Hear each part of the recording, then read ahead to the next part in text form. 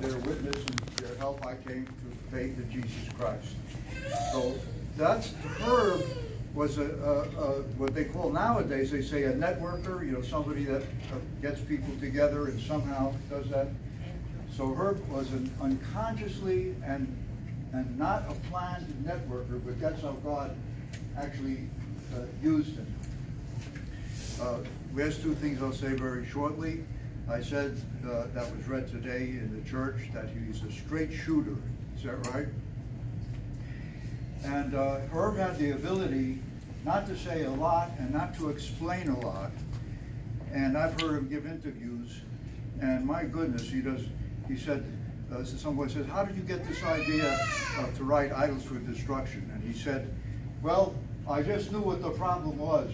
But, you know, I didn't even know what the solution was. He just wrote it. Then in the process of having written what the problem was, suddenly the solution came in. Ah, the way out is what happened in Victorian England. So he wrote a book on the way out, because he had just presented the problem in the first thing like that. So he never did like, you know, footnote upon footnote upon footnote upon footnote. He would just say, just one of these things. So I'll give you one thing that he said to me, and I wrote it in a book in the preface, which has a readership of me.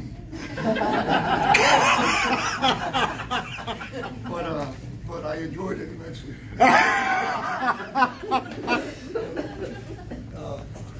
I said after his stint with the CIA, he went into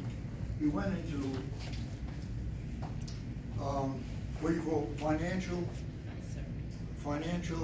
advising. And the project that I was working on was a plane crash, or it wasn't a plane crash today. Somebody shot down an airplane, passenger flight KAL 007. Anybody's heard about that in 1983. And I was involved with the people who were in the discovery of it. I was given 3 names that happened to work with Senator Helms, that there was a plan to abduct Congressman Larry McDonald, who was a passenger on the plane, from his hiding from where he was being held in Kamchatka. So I had these slips of 3 names that were involved in this abduction. And do you know, I had those names for years in my wallet, and I never made contact with them, that were to plan the abduction of Larry McDonald. And if anybody asks me why didn't I do anything, I would say, I have no idea. I just couldn't throw it away, and I couldn't use it. But I just kept it for years in my wallet. Until Herb had quit the CIA and began his financial counseling, and for some reason, and this is what I would say, for some reason, it was not planned. I didn't plan it, Herb didn't plan it. There's no sense that I should have opened my mouth and mentioned this thing. I said, Herb, listen, I've got 3 names of people that are involved in an abduction of Larry McDonald from Kazakhstan. And I just wanted to tell you what the names were. I have no idea why to tell Herb the names of these people. And I named the 3 people, and Herb said, they sound familiar to me. What is this? I know those people. And then he says, yes, I do, because one of the people I was financially advising for was a medical school friend of Larry McDonald, who was being held in Kazakhstan.